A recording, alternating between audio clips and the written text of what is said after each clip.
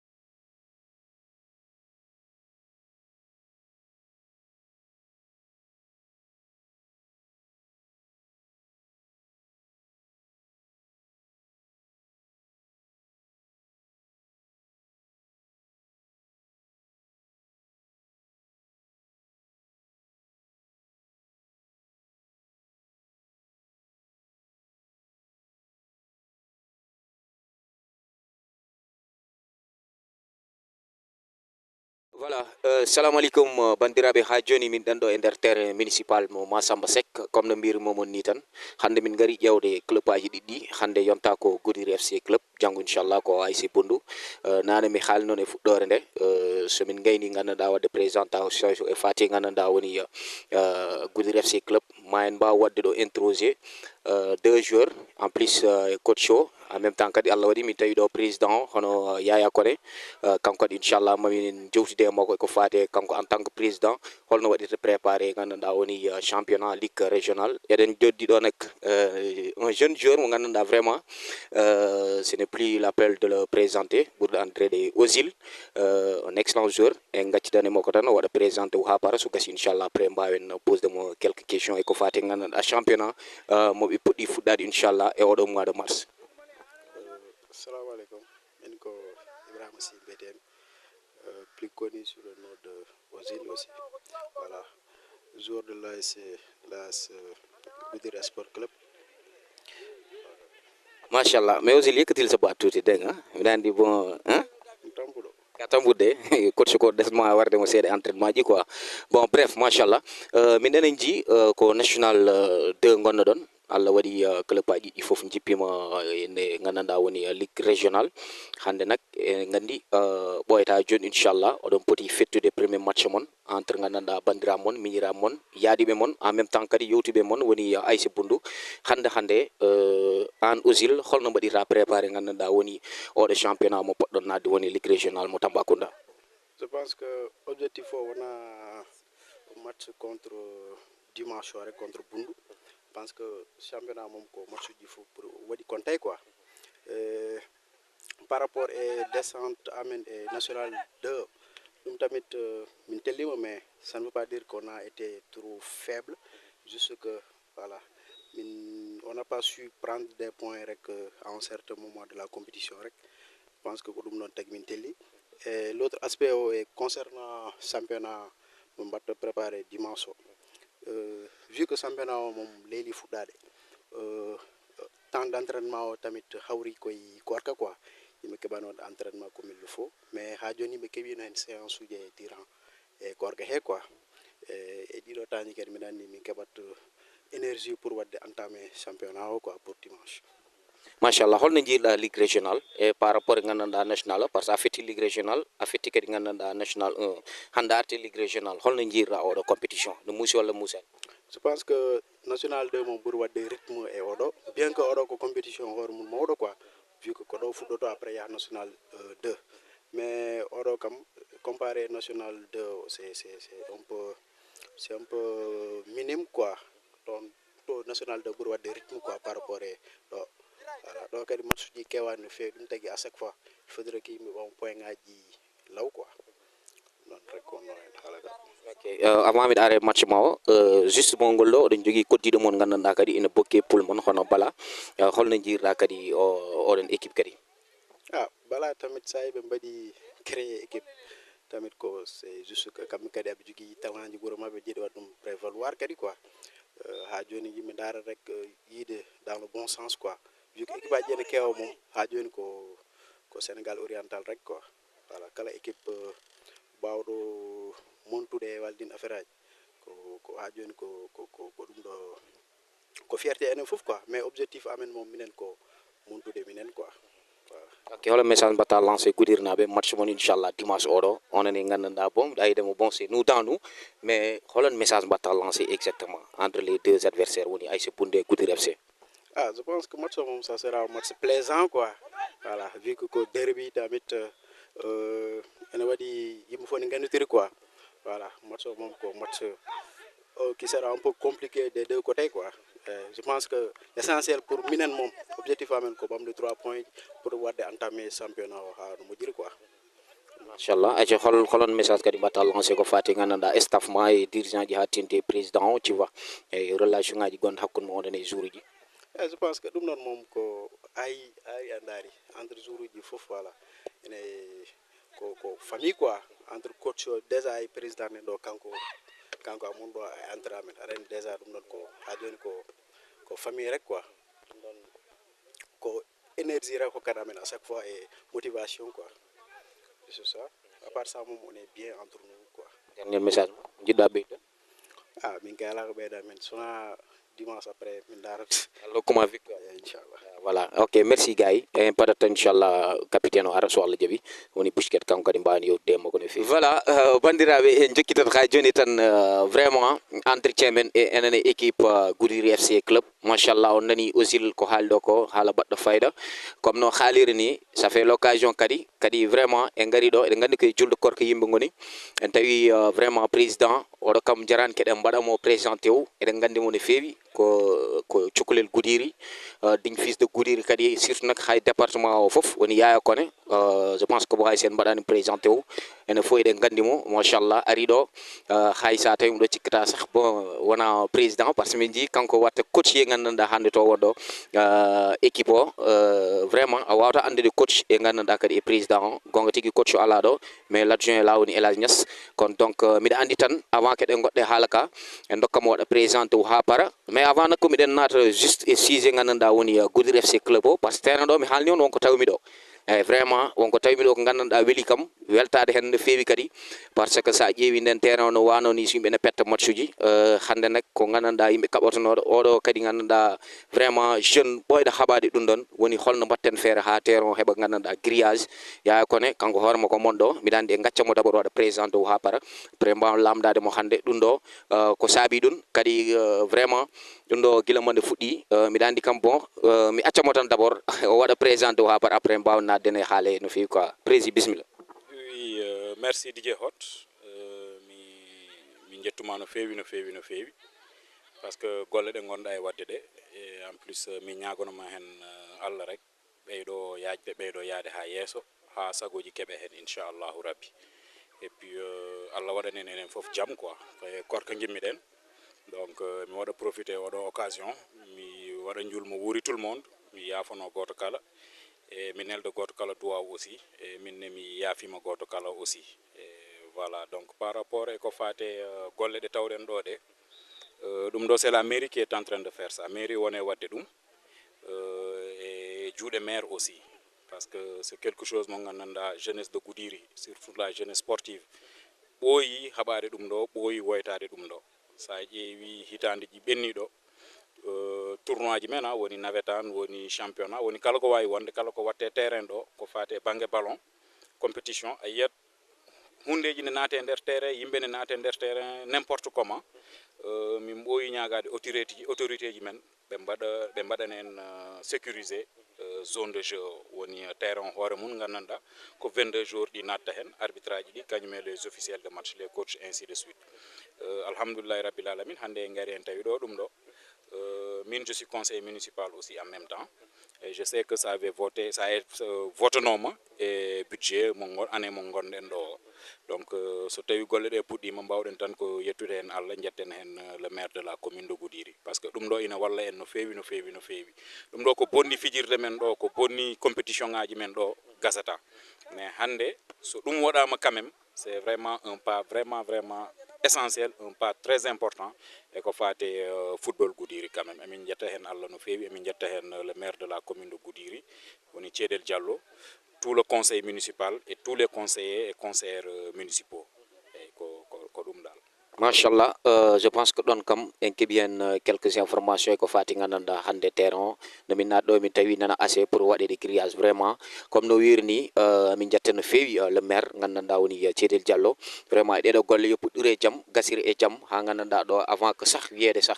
championnat ji 2 match ne heeɓo walla 3 match ne heeɓo taw foof gasi so Allah jaaɓi voilà prési en ndena wadda préparé gandanɗa woni ligue régional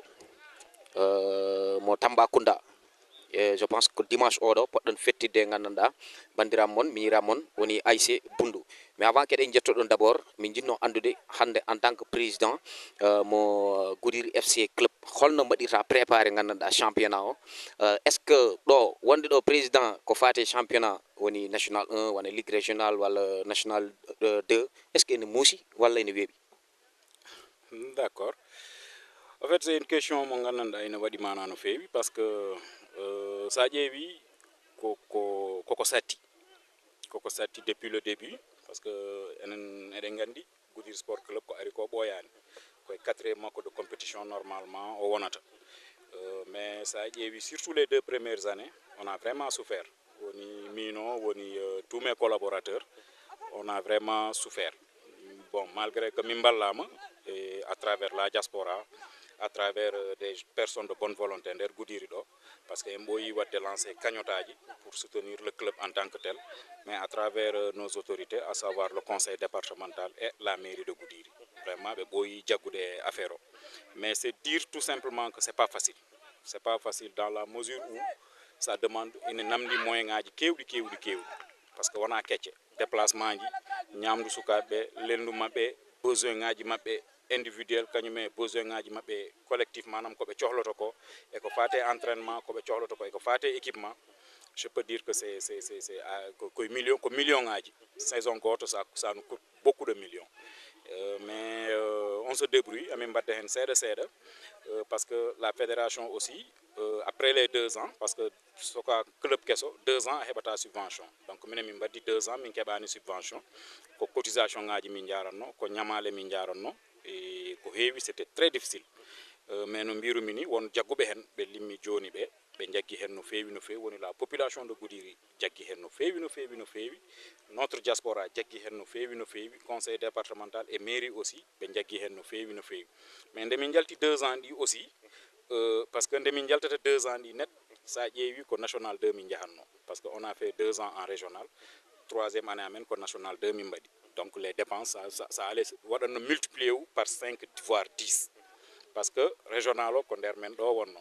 mais national 2 c'était hors de la région a yahanno dans la Casamance parce que match uji men ɓurnoji hewde ko nder Casamance o wonno c'était entre Kolda Sédhiou Ziguinchor tu vois et un peu Kolda et Sédhiou Ziguinchor et un peu le Kédougou donc sa ƴeewi match uji amen kewɗi minen e Bundu fof match uji amen kewɗi sa ƴeewi ko nder toon o wonno donc les dépenses se multipliaient par presque 10 nde mi naati hen nde noon c'était très difficile mais on a sa ƴeewira woni nous on a même dû manquer un match pour faute de moyens miɗo siftori retour club o contre Finchok on n'a pas pu se déplacer parce qu'on n'avait plus les moyens donc ɗum ɗon fof c'est des difficultés ɗi gandanɗa ko min jaha tan emin ɓeeɗo yiide difficulté ji mais ha hande min gacciata parce que sukaɓe ko ɗum jiiɗi e minenne aussi ko sukaɓe min ndewata koɓe jiiɗi fof minen koye ɗum min ndewata aussi no musiri fof inchallah koɓe jiiɗi ko nous on va min mbaɗat min muccat koye men min ŋatat koye men ala komin koɓe jaranani min quoi donc no musiri fof nous on va essayer de voir comment se décarcasser pour les mettre dans les conditions beele ɓe mbawa wadde compétir musat financièrement musat physiquement e mabɓe kamɓene aussi mais je sais que jogade club c'est pas facile un club si t'as pas de partenaire si t'as pas de subvention suffisante ça ala ɓe gandanɗa ene daari sérement ene mballuma donc ça peut être très compliqué donc koye ɗum min jarete actuellement quoi min ñaago Allah noon situation change parce que on a des projets en tête peut-être que inchallah ma yimɓe ɓeydu yewtide hen des projets ɗi gandanɗa collectif pour tout Goudiri mais des projets individuels aussi pour le club pour tout Goudiri sa ƴeewi terrain men o malgré que grillage o waɗama mais joni a yahat dans de petites villes a yahat e nder département ji goɗɗi ko synthétique tawata toon mais enen ha hande sa ari c'est le sable là donc enen noon c'est à Goudiri et tout Goudiri même je dis et tout le département même tout le département de Goudiri de voir comment se mobiliser no ndendirten pour créer les conditions ndeke hande football wona fijirde hande football sport en général ko investissement football hande wona fijirde yimɓe ko milliard uji mbatta e football ko million ngaji mbatta e football donc enen no Goudiri on a toujours été en retard sur beaucoup de plans ɗum ɗo noon mi yiɗa hande Goudiri naɓe ketta hen caggal on a 2 clubs désormais ici 2 clubs sa ƴeewi Bundu adi min ngabbude 1 an min mbaɗi hen min ngabbi on a fait 1 an là-bas Bundu waɗi 2 ans telli minen min mbaɗi 1 an min telli quel est le problème donc voilà que y a pas de talent ou bien il y a pas de volonté de la part des dirigeants mais c'est que les moyens sont largement insuffisants par rapport aux besoins donc Goudiri miɗo nodda tout le monde yoɓe ngar ndenden mbadden jungo e fandu qu'on investisse sur nos enfants mbaɗen ko foti waɗede ko et demain pourquoi pas avoir 2 professionnels 3 professionnels 10 professionnels 2 internationaux 1 international eɗen jiya ɓen to jahata ha so keeɓi hunde forcément hakkillaji mabɓe gartat e guure mabɓe ɓe jaha ɓe maha toon hôpital uji ɓe mbaɗa toon terrain ngaji ɓe mbaɗa toon jumaji ɓe mbaɗa toon hunde forage uji eko heewi beaucoup de social. Donc le football aujourd'hui c'est un investissement mais non seulement ɗum ɗon mais c'est une fierté wiide hande ɓi Goudiri waɗama convoqué en équipe nationale du Sénégal eɗen ñaagui ɗum Allah donc ko ɗum jinnomi un peu haalde hen quoi mi juuti on aɗa andi non machallah waɗi fayda min sa hokki kam micro machallah waɗi fayda en jokkitata ha joni tan presque 2 questions heddoto ngolɗo ko en ji gonga tigui ligue régional o ngoɗon ko fettidde Kotiari ngoɗon ko fettidde Kidira ngoɗon ko fettidde Bakel ngolɗo nak Allah waɗi hono président ODCAV woni Youssouf Sy mo Bala ngolɗo kadi équipe ari derbi ɓeydimo holno mbaɗirton ɗum préparé kadi d'abord ko wadde félicité Youssouf Sy parce que o ɓooyi haɓede pour dire la vérité kanko ni adi min immade Goudiri sport club kanko adi min immade e ƴewde club mais goto kala e harsike mum aussi mataw minen min gimmima 2 ans 3 ans min keeɓi mais miɗo wawi kanko il a fait plus de 10 ans omo ƴeewa club et pratiquement il était seul aussi ene muusi mais c'est de le féliciter mais wadde mo aussi encouragé et wiide aussi so tawi Goudiri so tawi Dugge ne wawi wadde club yo wat club so tawi Kulor ne wawi wadde club yo wat club parce que ko toon kuccuɗen en un moment wonto yettoto a haali joni ko yaade Bakel ko yaade Kidira ko wonto yettoto eɗen mbawi wasde yaltude Goudiri département o ni si on a 5 6 7 clubs dans le département et ɓe mbaddan en pool goto tan donc kala bawɗo wadde club yo wat club et c'est vraiment Youssou c'est pas mi wawa wiide ko c'est des ennemis comme minen no min gardi ni par rapport e Bundu momin tawi ɗo walla par rapport e olympique de Kotiari momin tawi ɗo on wonko min ɓeydata rek e football Goudiri donc Bala US Bala ari kankone kadi amin bismomo no feewi mais kamɓene kadi wonko ɓe gaddata wonko ɓe ɓeydata e football mo Goudiri kala keɓɗo club yo andu parce que club wona c'est tellement organisé c'est tellement bien ficelé wona kecce donc kala bawɗo wadde club e nder même Goudiri si on peut avoir un 3e club ƴeewen un 3e club dans le département kala bawɗo wadde un club parce que ko ɗum hande football o ko ɗon fayi joni no mbirannomi nane ni c'est un investissement wona natti wonde kecce yimɓe joue pendant 10 ans 15 ans donc gona e même ligue o walla gona e même niveau ɗum ɗon oppama sa ƴeewi je peux citer aujourd'hui le cas de machallah Ali Ba gandanɗa o rewi Bundu o rewi Goudiri sport club donc amin ñaganimo Allah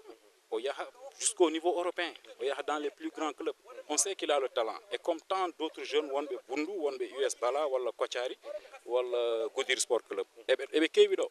mais ko visibilité o heddi taw ko engagement o heddi taw manam en yitani lawol ngol pour l'instant mais ne fuɗɗore Ali amin ñaagui Allah à part Ali woɓɓe ɓeyɗo hen haɓe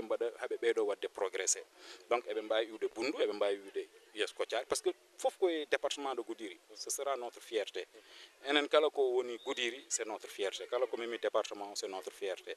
Bala emin bismoɓe no feewi emin mbiyaɓe yoɓe gar on est entre frères on va compétir parce que compétition nous serons des adversaires pour peut-être aller et retour tout simplement so ɗum ɓenni on est des frères Bala Goudiri kay quand même est ce que ana ittani debbo Bala ni walla goɗɗo e goɗɗo voilà machallah waɗi fayda président joni jaat directement e ko fati gandanɗa match poɗɗon fettu inchallah le 29 somi jumani dimanche oɗo 16h pile walla 16h30 dal ɗo e terrain municipal ma Samba Seck aɗana fettide miñiramma aɗana fettide sirlamma aɗana fettide fof ma dal hande kadi holno mbatta préparé match oɗon kadi holo message mbatta lancé les deux équipes par équipe aji ɗi fof équipe ma ok ko weltade tan weltade toujours fettidde ASC Bundu parce que c'est le derby parce que jiɗɗo football fof a yiɗat derby jiɗɗo football fof a yiɗat match musɗo jiɗɗo football fof a yiɗat un match mo gandanɗa un match intensif e minen e Bundu Allah waɗi ko match musɗo sa ƴeewi minen e Bundu on a joué somi jumani 2 matchs somi jumani non on a joué 2 matchs parce que première année min gondi régional o monti deuxième année minen min monti sa ƴeewi première année o minen min pimo ale o fiya men retour donc ha joni hay goto wonani dow goɗɗo o donc c'est juste pour te dire que c'est un derby c'est un match mo gandanɗa kala darɗo ɗum weltoto si tu n'aimes que le football donc wiide no min mbaɗirta préparé match o ni kono min mbaɗiranno préparer toutes les saisons parce que Goudiri Sport Club minen on se donne beaucoup de mal vraiment à mettre les gosses et des conditions ngaji ɗi gandanɗa pour que ɓe mbawa fettude sa ƴeewi toutes les années woni kala deppi min gari hay jammaji ɗe ɓe mbaɗa entraînement parce que première année min siftori nde min gari nde koye nder korka min pettanno contre Casa Sport somi juumani entraînement ko terrain garde mbaɗanno ɗum jamma donc sa ƴeewi aussi année dewɗo hen o aussi donc c'était comme ça on jouait au niveau du terrain garde chaque instant que pour hikka aussi ko noon yaari ils ont commencé les entraînements korka ari ɓe taaƴi mais les coachs ɓe keeɓi hakkille continde entraînement ji ɗi gati eɓe ganduno se jalti korka rek eɗen mbawi fuɗɗade compétition ngaji ɗi pour ɓe mbaɗa maintenir la forme min mbaɗi créer les conditions au niveau du terrain garde pour que boyi ɗi mbawa wat arde terrain soɓe kumtima ɓe mbawa wadde maintenir la forme joni so korka o ɓenni on va juste essayer de ko mise en place tan wonata ko metti wonata ko muusi on va essayer de voir comment mettre les choses en place quoi et ko noon et puis vraiment miɗe waɗa encourager toutes les deux équipes parce que ne muusi national 2 min gonno minen foof Allah tellinamen hikka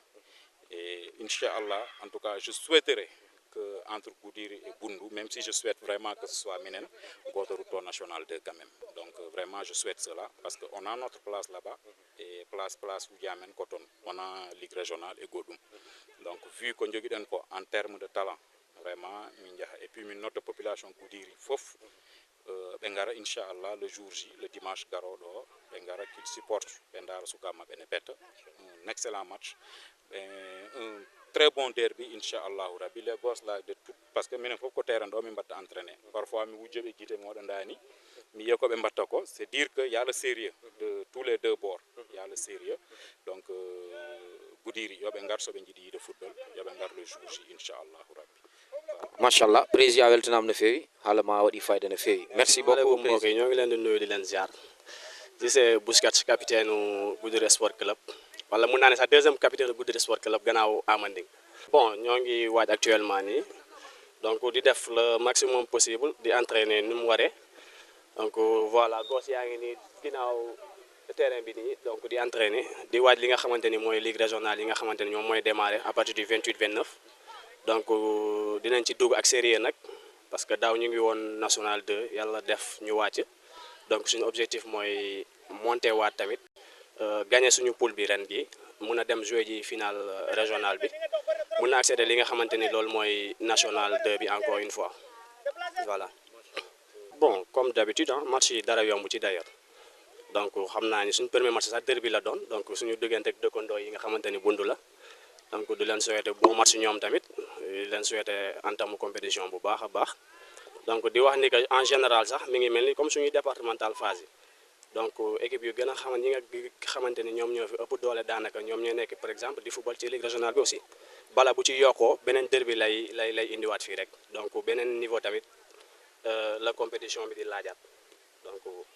di leen di jaajëfal bu baax di leen naan aussi compétition wu jàmm équipe yëpp aussi que ce soit Bala que ce soit Kotiari wala Kidira bon ñun ñoo ngi koy waaj ak doole sax parce que daanaka mooy match bu gën a métti ci suñu compétition bi ñun loolu lañ ko jàppee parce que xamante nañ suñuy biir en dehors du terrain sax ñun ñoo nekk donc bu dul dara sax xam naa ni match buy am intensité lay doon donc du ma ne rivalité la sax mais genre entre ay morom lañ te c'est sûr que ça sera le match le plus décisif dina doon match boo xamante ni mooy gën a am rythme mooy gën a am enjeu aussi ci sama gis-gis quoi donc ñu ngi koy aborder ak doole sax di ko waaj du sax ndànk lañ koy waajee parce que xam nañ adversaire bi mu am xam nañ de quoi il est capable donc ñoo ngi ciy demee ak détermination aussi bëgg a def résultat bu positif vu que suñu premier match la aussi bëgg cee am ndam lu sedd guy incha allah boo xamante ni dinañ permettre au moins ñu mën a dugg ci compétition bi aussi. donc di leen wax ni rek donc je pense pas que ni mu am supporter parce que ñëpp c'est Goudiri qui gagne après tout aussi donc c'est sûr que ni gars yi dañuy ñëw duñu am ku ñu supporter dañuy seetaan spectacle la ñuy bëgg te ñun joueurs yi ñun ñoo leen may par exemple ñun ñoo leen mën a may match bu ñu bëgg ñoom donc fekk du am benn tension du am xuloo du am xeex football match bu neex match bu neex a seetaan sax donc jox ko spectateurs yi après nag bon ku gagné nag yàlla la may ndam mais c'est Goudiri qui gagne de toute façon. en interne quoi ak coach yi après quoi. naka ils sont bien organisés am na structure bu baax donc que ce soit à partir de la défense ba ci attaque bi donc c'est une équipe très jeune très dynamique aussi boo xamante ni macha allah ils ont de très bons potentiels défenseurs yu solide ay xale yu ndaw di ñoom Poitiers booy yooyu noonu ci ñoom Araujo ay booy yu ndaw yoo nga xamante ni tey marqué nañ seen empreinte fii ci footballu Goudiri donc xam nañ li ñu capable ñoom donc dinañ ci demee ak xel demee ci ndànk bañ a naago aussi xamuñ carrément ni que adversaire boo xamante ni la c'est l'adversaire bi nga xamante ni moom moo ñu mën a créer ay problème ci compétition bi ma gis quoi donc voilà quoi en quelque sorte. bon baax na sax trop parce que dina baax d'ailleurs ci joueurs yi nga xamante ni ñoom ñooy nekk di football ci biir terrain bi parce que dañoo tàmm di football bii dugg supporter ak joueurs yi ñëpp di jaxasoo dugg ci biir terrain donc ñu am clôture bi nga xamante ni nañ permettre joueurs yi mën a nekk à l'abri mën a nekk à l'aise fekk supporter yi duñ déranger benn yoon donc c'est à saluer aussi mais ba pare di leen ñaxtuwaat ni yàlla na jëm kanam ñu am yeneen ak yeneen parce que ñun lu ñu gën a bëgg mooy ay synthétique am ay tribune donc ndànk-ndànk nag certes lay demee mais quand même ñoo ngi ñaan autorités yi de passage donc ñu bàyyi xel li nga xamante ni mooy footballu département wu Goudiri bi donc mérité nañ au moins stade